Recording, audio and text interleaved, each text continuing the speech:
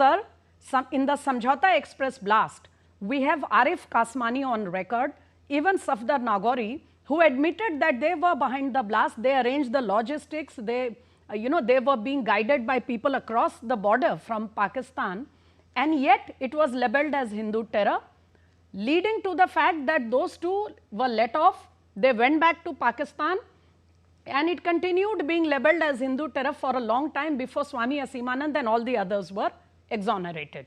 Same story repeats itself in the Mecca Masjid blast in Hyderabad.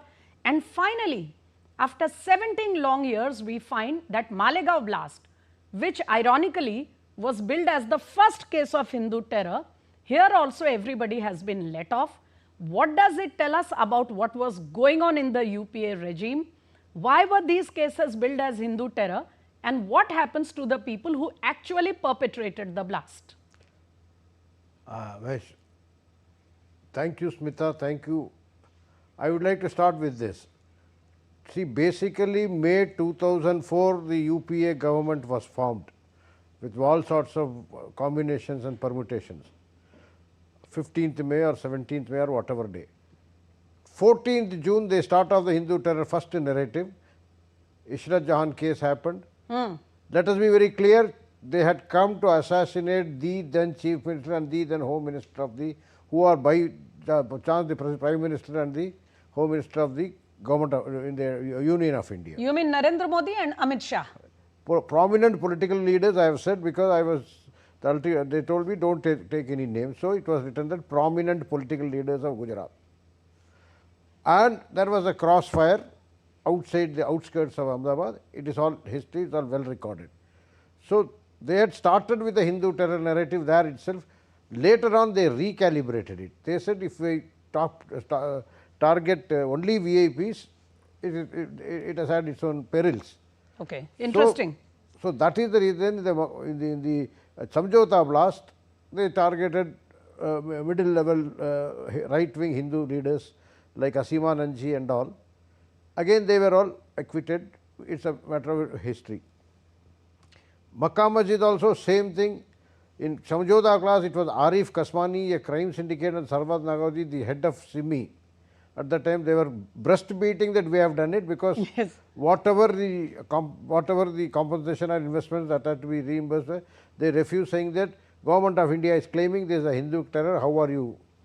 We are all lying. That is the conversation with the ISI, the handlers.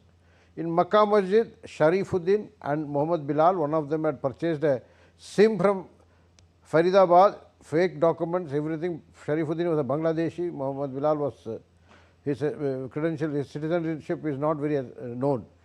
And they were allowed to get away. The worst part was Samjhauta blast. Within 14 days, the real perpetrators caught by SP Railway Crime, Bharati Arora ji, Abhi, now she has left the service. They are let off. That means what were they doing? I have already said that in many places the 26/11 was a fixed match between INC and ISI.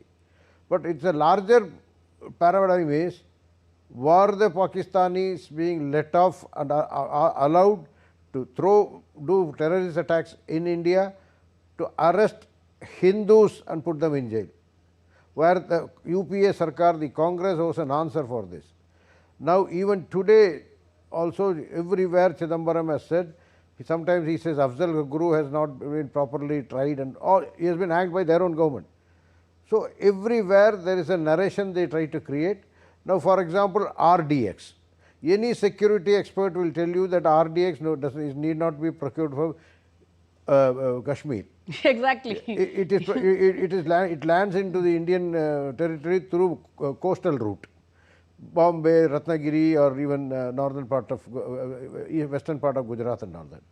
So even basic logics, they were finding it wrong. Of course, you mentioned 26/11, sir.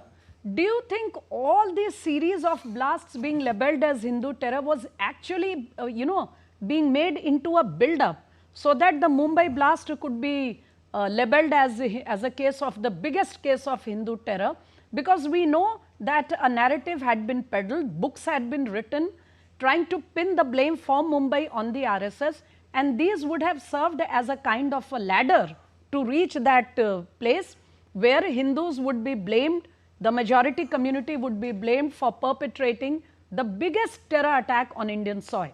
I will tell you the basic way. If you see the facts and dates, timeline of the Malegaon 2, that is 2008 Malegaon blast. Yes. First responder is the IG police Nasik.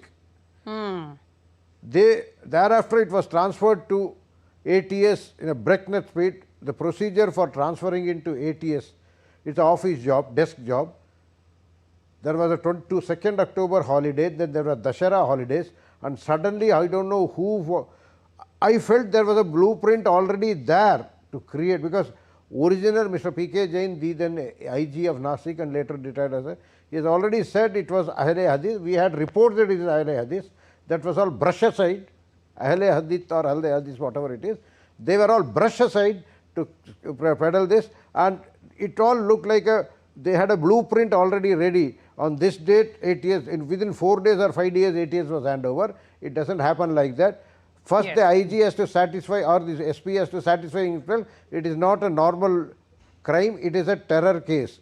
Only after that, he takes it up and it goes up to DGP. DGP then orders the ATS to take over. It is not that I just go on a morning walk and say, let ATS take over. That doesn't meaning happen. To say that there were some powers who did not want the IG police to conduct the investigation as is the process, and it was handed over to ATS.